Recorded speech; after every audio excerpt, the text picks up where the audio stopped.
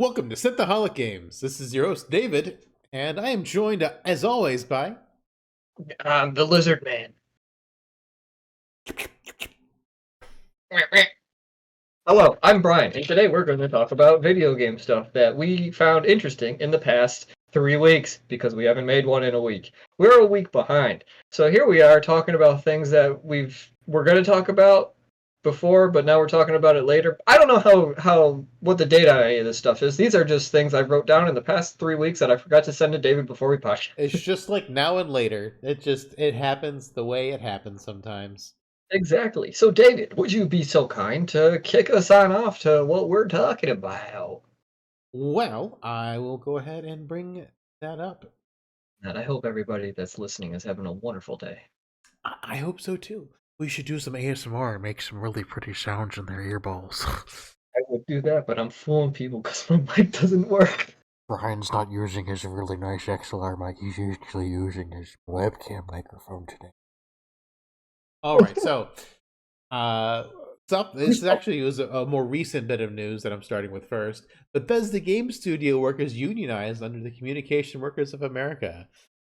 Did it actually go through? Like, I read it that it said it's being recognized by Microsoft, but what does that even mean? Like, is anybody? Why'd they unionize? That's what I want. Is Microsoft just gonna go and fire them all? It's like, yeah, we don't need Bethesda anymore. They're gonna make them Tango GameWorks too. It's like, oh well. I wonder if Bethesda did that because of Tango GameWorks, because I think it's a subsidiary of Bethesda.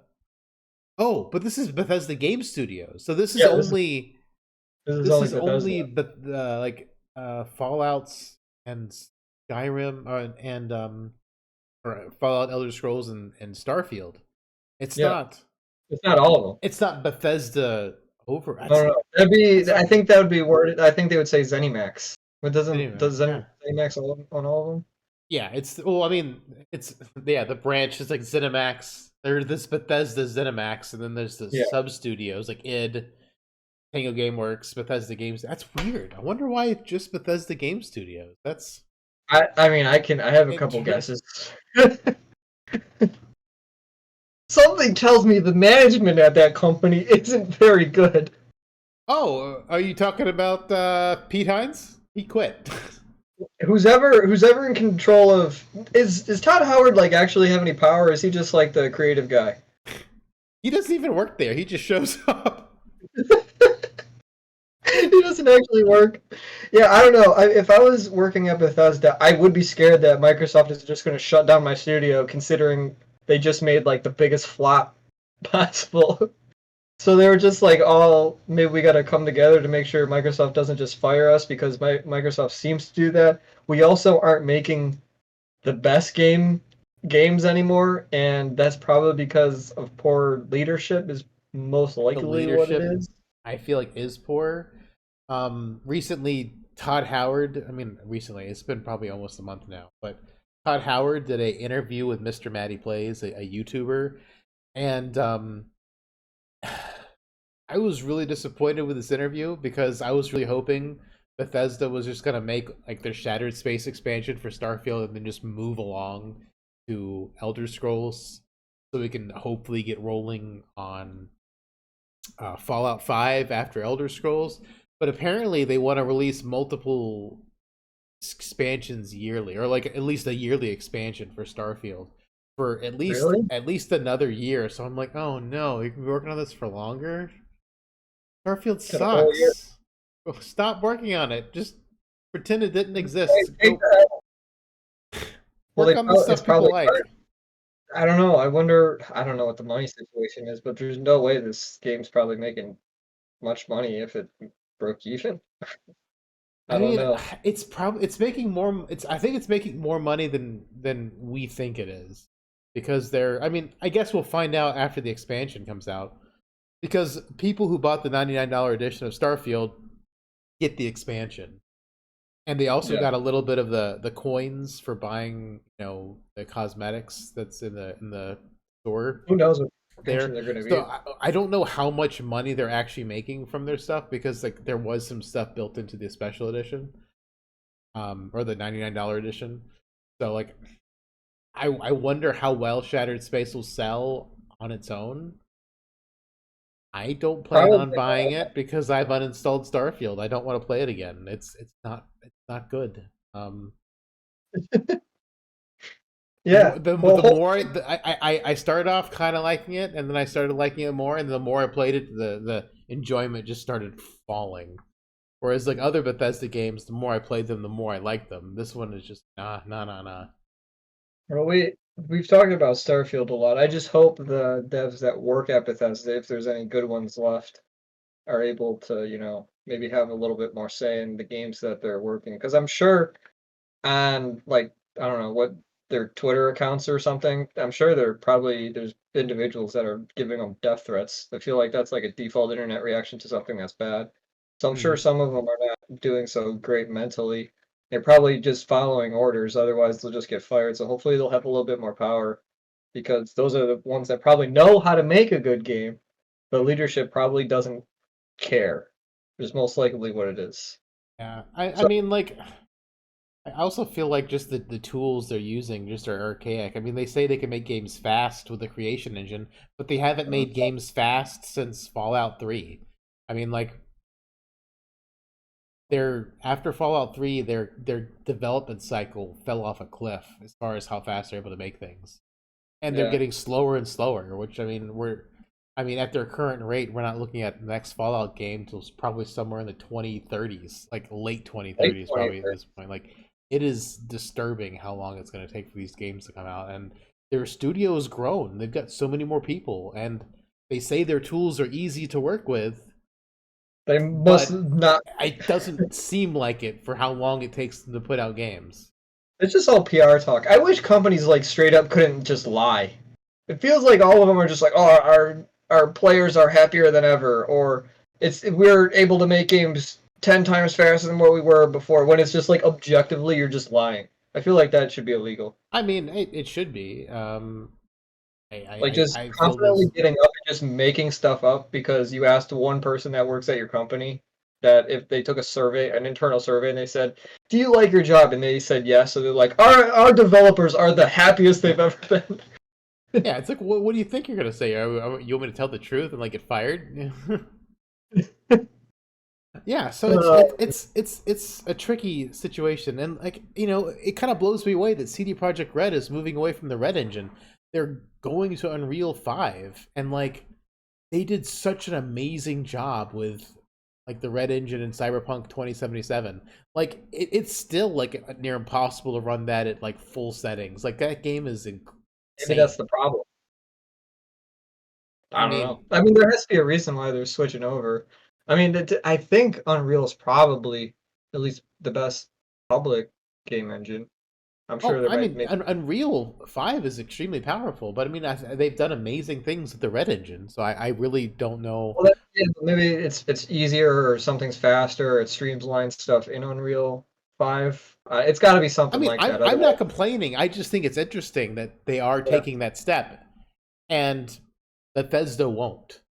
It's kind of sad Well, that like, yeah, if but CD's willing to do it when they have a working engine, yeah, and like Bethesda the Red won't do Engine works, and they're it. abandoning it for Unreal. The Creation Engine doesn't really work that good. It's still got bugs from like Morrowind days that are still unfixed in the source code, and CD Projekt Red is abandoning their fantastic engine for a different one. Like that speaks volumes, and I think that's interesting. And I'm excited to see what CD Projekt Red does with Unreal Engine because I mean they did amazing stuff with their Red Engine, so I'm excited to see what like the next Cyberpunk's gonna look like in Unreal, and the next Witcher game's gonna look like in Unreal. I'm pumped to see how all that's gonna turn out For the future. for the future. So the next thing is Brian sent me some information on No Man's Sky. It goes to 5.0 with a sweeping tech update that's adding the most community has almost given hope of ever happening. I hope that means quality of life features, because 2 years ago, oh my god, the game had no quality of life features. Yeah, yeah. So I'll take us down this little path here. There's not much to say about this, I don't think. I just wanted to just highlight something good that a developer is doing. So David, you and I tried No Man's Sky a couple years ago, and it wasn't for us.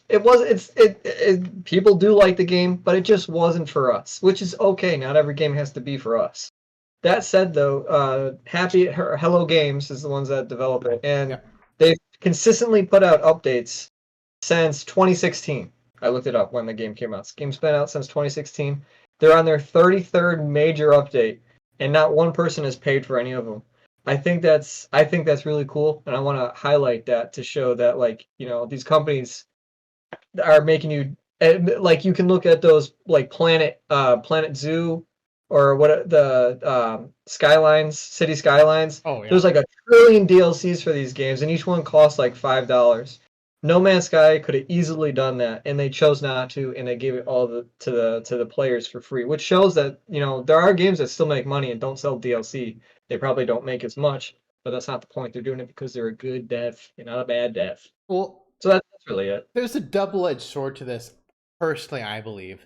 I believe if No Man's Sky didn't launch in the disastrous state it did, they probably could have and would have charged for updates. Probably. But because the Probably. game launched in such a state that it was lambasted, as hard as it was, I'm pretty sure. I mean, maybe they are just generally good people, but I'm pretty sure if the game like met expectations upon release, They would charge. they would have probably charged for Yeah, updates. But they because definitely could have. yeah, because they would have been in a position to charge for There's updates. there's a demand for it. Uh, But but there's arguments for both sides. I think it's just cool that this is the timeline we're on. We're not paying. oh yeah, I mean it's cool. But I mean, like, granted, we played 2 years ago, so the game. I mean, that's after like 4 or 5 years of updates, and I remember when I played it 2 years ago with you, like that summer. I was like, oh my god, like I can't imagine the game being worse than it already is right now because the game was not fun. I was like, wow, this is rough. The user interface was unintuitive, and I was deep into Satisfactory at the time, and like nothing was automated. Everything was like super like had to be hand done and took forever. I was like, oh my gosh, this is like Satisfactory, but like 100,000 times more tedious. Well, I don't think. I mean, if you're expecting the factory side of things and No Man's Sky to equal Satisfactory, you're always going to be let down. I don't Oh think yeah, there's. but I mean, like I wasn't expecting it to be as automated, Bull. But like, it was just the interface was unintuitive. It was just very difficult to navigate. It was annoying. It just I don't know. It just Yeah. it felt still so unpolished. They'd been polishing it for like 5 years or 6 years, but by the time we played it, I was like, Something like that. Sure. I oh. mean, it wasn't for us, but people clearly like it because it's almost. I think it's almost at overwhelmingly positive on Steam. I think it's like very positive on Steam. So That's great and it's for pushed towards overwhelmingly for positive. for So people who people, like it. That's great. I mean, I almost kind of want to give it a shot again just to see if it does feel better to play because that was most of my issues with it. It just felt supremely unpolished and unintuitive. well, Um, it was. I think it was just. It was unintuitive. It was like even. I don't know. It just felt a little weird. like just the crafting was like bizarre. Like It you had felt to a do little like it weird. felt like you had to do like 3 or 4 extra steps to do like something that seemed very basic. I was like, ugh. Yeah. I don't remember exactly all the things we didn't like, but if you do like No Man's Sky, why do you like it? Because David and I can't figure it out. I can't figure. I mean, flying, getting in your ship and flying off a planet and flying to another planet and it just loading, that was impressive. Yeah, that was pretty cool. Everything else, not so much. So Oh yeah, man. that's where I am with No Man's Sky. But props to them. I mean, maybe I'll give it their Earth 2 or whatever that game is like that they're working on. I am kind of I mean, intrigued to see how that would be. Maybe it'll be fun. But I mean, because I like the like build the base crafting type thing. yeah, Maybe it'll be more streamlined and like not feel so clunky. yeah, So I mean, yeah, I'd be interested in giving it a shot just to see what it's like. we'll find out. Next up, Halo TV series canceled by Paramount Plus, but somehow This was there's my hope for favorite season show 3. that has ever come out. What the heck? This was it. This was the cream of the crop. This was the best. So Well, yeah, Halo 3 canceled. I'm surprised it made it to season 2. I'm surprised that they But it finished made it season to one. season. Yeah. Yeah. So the show is just, I mean, since the show came out, it has been nothing but negative reviews. Even the people that work on the show are like, yeah, we're actively ignoring Halo lore. We're doing our own thing. It was like, well, let me tell you something here, Mr. Showrunner. I'm not a professional at making shows or anything, but you're making a Halo TV show because the Halo video game did good. So if you're just going to take the Halo IP and then just do your own thing with it and just completely ignore why it's popular, I mean, it sounds like they hired the wrong guy for the job. That's all I'm hearing. Sounds like every other modern audience thing. Well, It's like we're this making it is for not modern audience. about We're not making it for the people uh, who we're not making it for people who love Halo. We're making it for a modern audience that doesn't exist. I don't You think it even was a modern audience thing. I think he just straight up just did not do. He just didn't even. It just made his up. It's like they just took the name Halo and then just did their own thing with it, and like had nothing really to do with the show or I, with the video game. Is the way I understand it. I haven't watched the show, but I kind of like you know, you kind of like keep tabs on this kind of stuff just to yeah. see. I mean, that's basically what Disney Star Wars did. It's Star Wars in name only. That's nothing like how Star Wars should be or We don't. should. We don't. Get out of here. We don't talk about Star Wars on this show anymore. It's But, ruined. They just ruined. yeah, It's the same thing. They took the name Star Wars and they just like dumped it in the maybe, garbage and put gasoline and fire on it, just like what they did with the Halo TV show. I was yeah. never a fan of the Halo games, so I was never gonna be interested in watching the Halo TV show. But the fact that it's on Paramount Plus and it wasn't very good is not surprising to me at all, given how most of the new Star Trek that's on Paramount Plus is also very bad, except for Lower Decks. Lower Decks is excellent. Yeah, that is a good show. I can get behind that. But yeah, Halo season 3. I hope you and anybody who watched enjoyed the first 2 seasons. I don't know, maybe you got your closure. I don't know. Halo just seems like it's going to go out of business because they're also, side note, we have an article for this. They're also breaking up the studios that make Halo to outsource it to different places because it's not making money. Because 343 can't make a good game. They don't know how. Yeah, yeah. So After Halo's probably done as well. they bought it from Bungie, they're like, we don't know what to do with it with the You know, we can say what we want about Bungie about how bad they were, but like they knew how to make good gun game.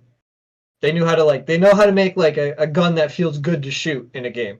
Not as good as id, but they're probably they don't know how to do much else. Because I mean, no. like Destiny's a hot mess. Like I got super sick of that pretty fast.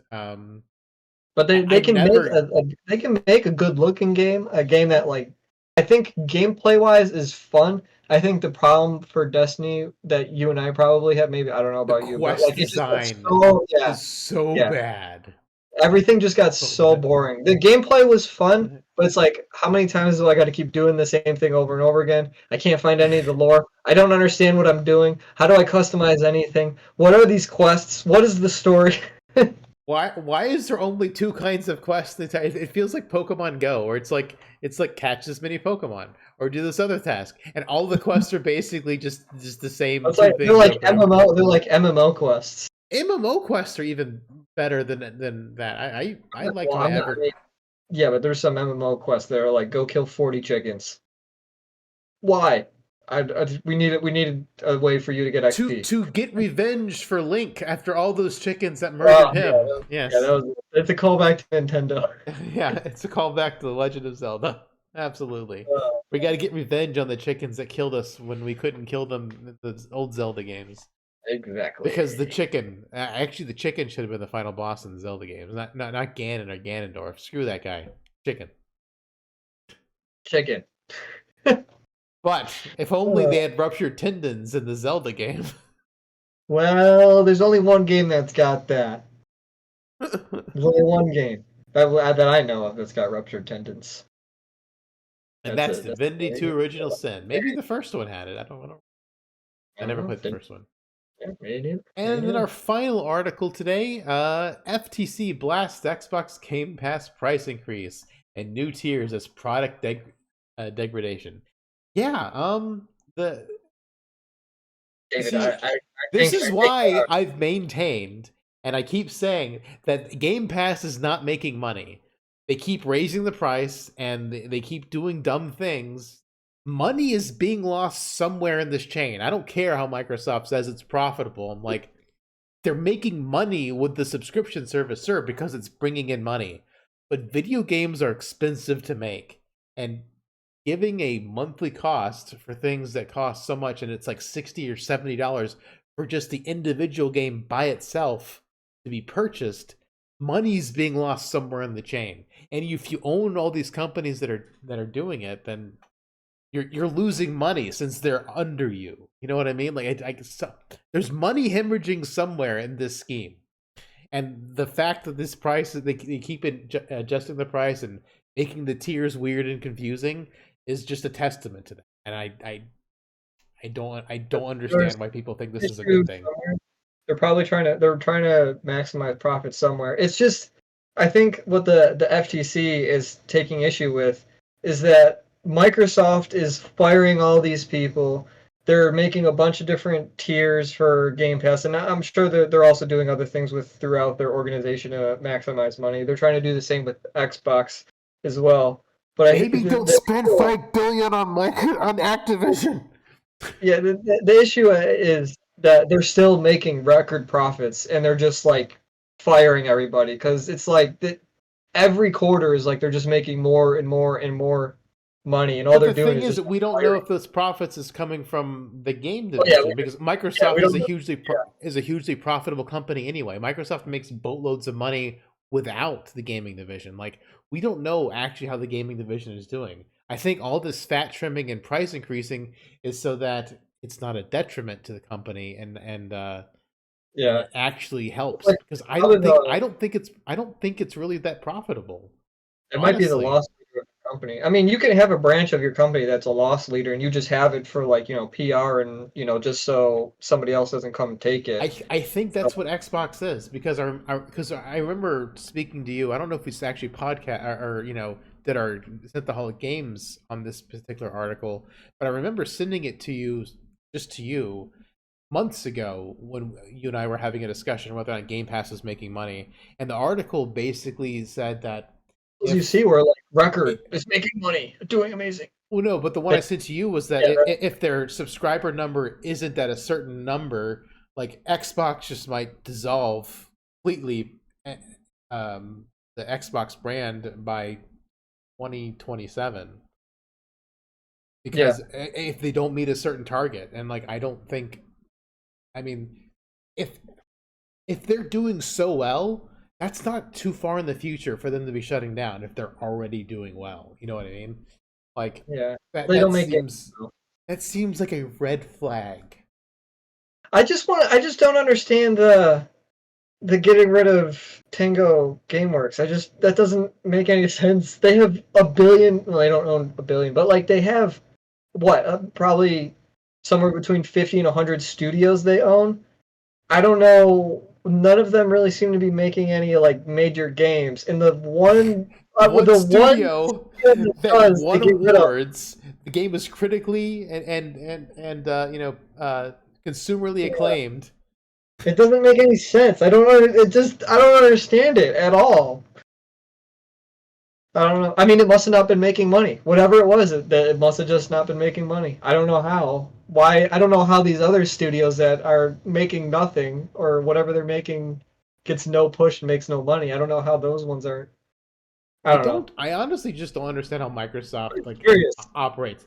They buy a bunch of companies that presumably make video games, and then once they buy them, no video games come out. Like, what's going They on? cancel, delay, and nothing ever comes out. Like, what do they have coming out? Like, Fable?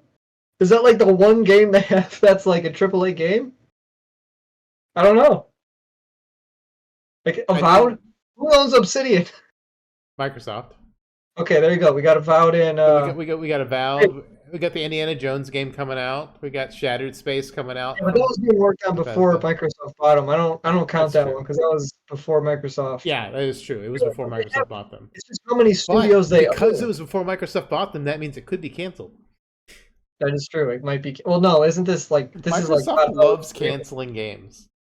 they do like canceling. They almost made like a whole Dragon game and then they canceled it in like the 6 months before it came out. Yeah, right I don't before, yeah, know. that Dragon game. It was gonna be a Look platinum cool. game. They Was that it? Platinum reused those mechanics for Bayonetta 3 because basically, like, since Microsoft canceled, it's like, oh, we liked this mechanic, so that's why they've got like the giant monsters you control as Bayonetta in the third game.